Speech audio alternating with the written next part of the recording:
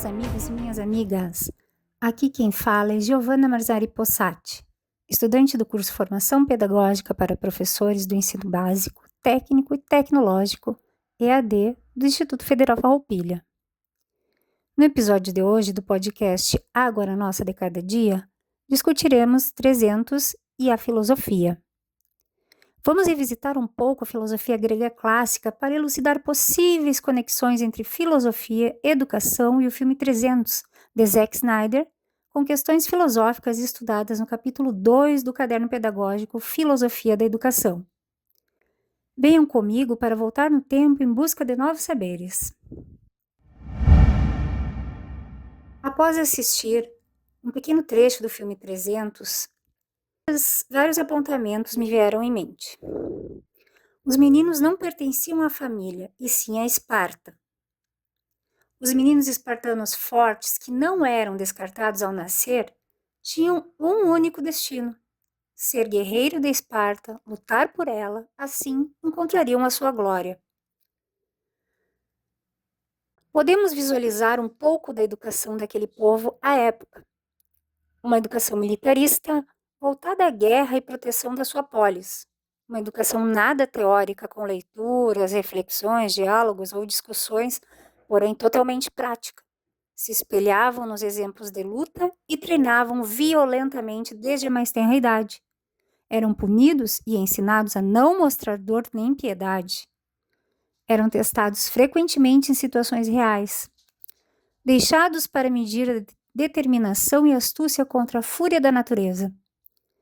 Quando os meninos não morriam com glória no treinamento, ou na luta defendendo sua polis, se tornavam os soldados mais fortes e, consequentemente, tinham a glória vencendo as lutas sempre em defesa da sua polis. Podemos relacionar esse trecho do filme a alguns conteúdos do capítulo 2, tais como o mito. Na sua função pedagógica de transmissão de verdades convencionadas por grupos sociais aos descendentes, representado quando a mãe e o menino não questionam o status quo do menino espartano, menino guerreiro, seguindo apenas o que já estava convencionado na sociedade. A ilustração da própria Grécia Antiga, local e época em que surgiu a filosofia, com os filósofos pré-socráticos no século IV a.C., quando o mito já não bastava mais para explicar relações entre os homens e estes com a natureza. A filosofia veio para explicar a realidade, gerando uma nova versão da racionalidade humana. A ilustração da polis grega, das unidades autônomas na forma de estados independentes por meio de Esparta. Os filósofos eram aqueles que procuravam saber, cada qual contribuindo com suas preocupações para a educação de hoje. Como exemplo, temos o Tales de Mileto, com um discurso estruturado a partir da observação da natureza.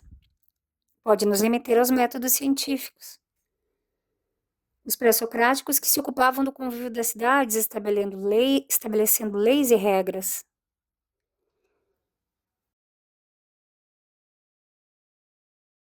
O ser imóvel, portanto, a realidade também, segundo o fundador da escola eleática, Parmênides.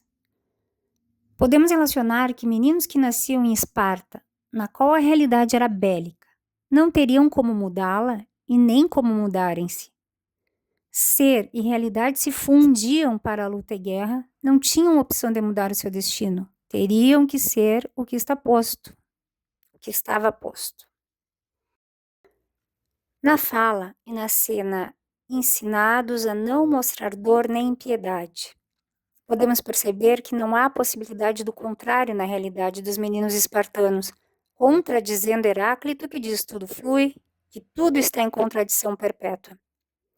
A propósito, Heráclito é considerado o pai da dialética enquanto discurso filosófico.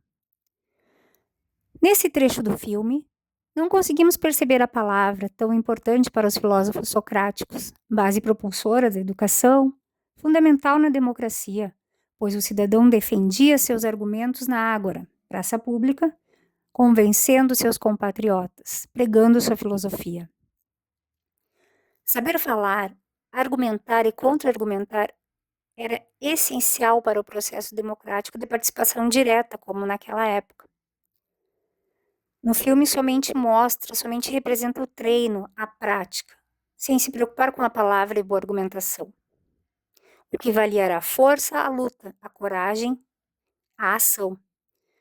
Talvez isso não seja representado também por se passar em Esparta, não na outra cidade-estado Atenas, onde o discurso, a retórica, as reflexões sobre o homem e a sociedade em que viviam eram debatidos costumeiramente. Certamente poderíamos elencar mais relações, porém por hoje era isso.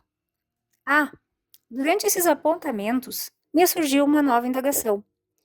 Será que podemos chamar a esse treinamento espartano como educação? Isso ficará no ar para debatermos no próximo episódio de Agora Nossa de Cada Dia. A síntese do nosso episódio de hoje era buscar relacionar o trecho do filme 300 com os conteúdos abordados no capítulo 2. No decorrer, podemos observar cenas que poderiam comprovar ou contradizer alguns conteúdos, como o mito, a polis, os pensamentos pré-socráticos e socráticos dos filósofos gregos clássicos. Percebemos fortemente como os gregos compreendiam sua relação com a cidade, percebiam-se como partes da cidade, da polis, o comportamento do protagonista. O ser da pessoa está plenamente ligado à sua cidade. O simples fato de existir na Esparta não era individual, mas coletivo. O homem selecionado iria lutar, não pertenceria mais à família, mas sim à polis. Notamos que o exercício tão sublime da filosofia, o de pensar, de refletir sobre o ser, sobre a cidade, sobre a natureza, sobre qualquer curiosidade, não existia no filme, somente o reagir, o lutar. Essa atividade foi um enorme desafio por eu nunca ter feito um podcast antes. Ter a timidez como adversária e ter dificuldade na oratória. Opa, oratória? Acho que já vi isso antes. Herança de Aristóteles que se mantém em voga até hoje.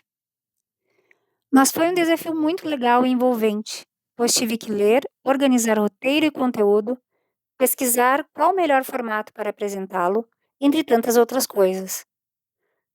Na realidade, não somente o podcast, mas a disciplina de filosofia da educação em si está sendo um desafio.